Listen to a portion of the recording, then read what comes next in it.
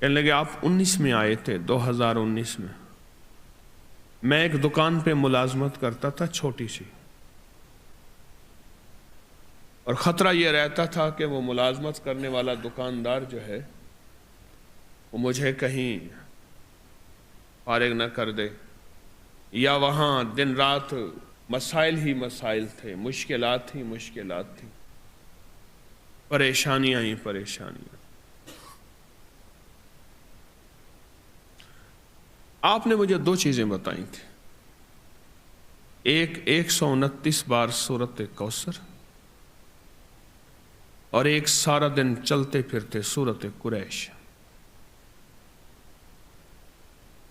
ہوا کیا؟ منظر کیسے بدلا؟ اس نے جو مجھے نقشہ بتایا وہ میں ذرا بتاتا ہوں۔ کہنے لگا میں نے پڑھنا شروع کر دیا۔ یہ میں بتا رہا ہوں آپ کو، ایک الفاظ کے جذبے ہیں، نعت کے، ایک دل کے جذبے ہیں کہ کملی والے کا کوئی امتی پریشان حال ہے تو پریشان حال نہ رہے۔ میرے آقا کا کوئی امتی ہے، وہ کسی رنگ، نسل، کسی مزاج، کسی مذہب، فرقے کا ہے، میرے امتی، کملی والے کا امتی خالی نہ رہے۔ کہا کہ میں نے 129 بار سورۃ کوثر پڑھنی شروع کر دی، اور جذبے کے ساتھ سورۃ قریش پڑھنی شروع کر دی۔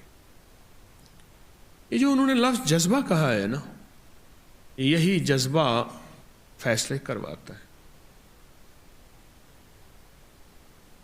الفاظ سے زیادہ کیفیات فیصلے کرواتے ہیں۔ میری بات پہ غور کریں، مظلوم کے پاس کوئی اسم اعظم نہیں ہوتا، مظلوم کے پاس ایک جذبہ ہوتا ہے، وہی جذبہ عرش الہی کو ہلا دیتا ہے۔ ہمارے پاس الفاظ ہوتے ہیں، کیفیات نہیں ہوتی، جذبہ نہیں ہوتا، اور جذبے کی کمی کی وجہ سے ہم محروم رہ جاتے ہیں۔ پھر کہتے ہیں اتنا عرصہ آئے، اتنا عرصہ کیا، کیوں نہیں ملا؟ جذبہ جذبہ جذبہ۔ تو کہنے لگے میں نے جذبے سے پڑھا، جذبے سے پڑھا۔ میں کھجور کی دکان پہ کام کرتا تھا، چھوٹا سا ملازم تھا۔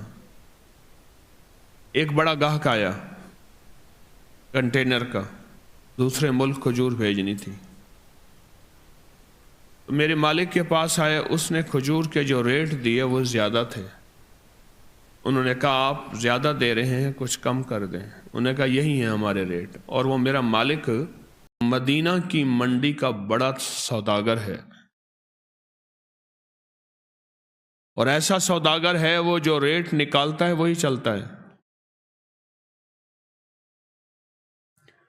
کہا کہ انہوں نے مجھ سے رابطہ کیا، میرے رابطے تھے چونکہ اور تاجروں سے، میں نے کم ریٹ پہ وہی چیز ان کو دے دی، کنٹینر بھر کے بھیج دیا، اور مجھے اتنا بچ گیا۔ کہا کہ وہ سب سے پہلا تحفہ تھا 129 بار سورۃ کوثر اور سورۃ قریش کا۔ 19 گیا، 20 گیا، 21 گیا، اب 22 بھی گیا۔ آج میں خود تاجر ہوں، آج میں خود تاجر ہوں۔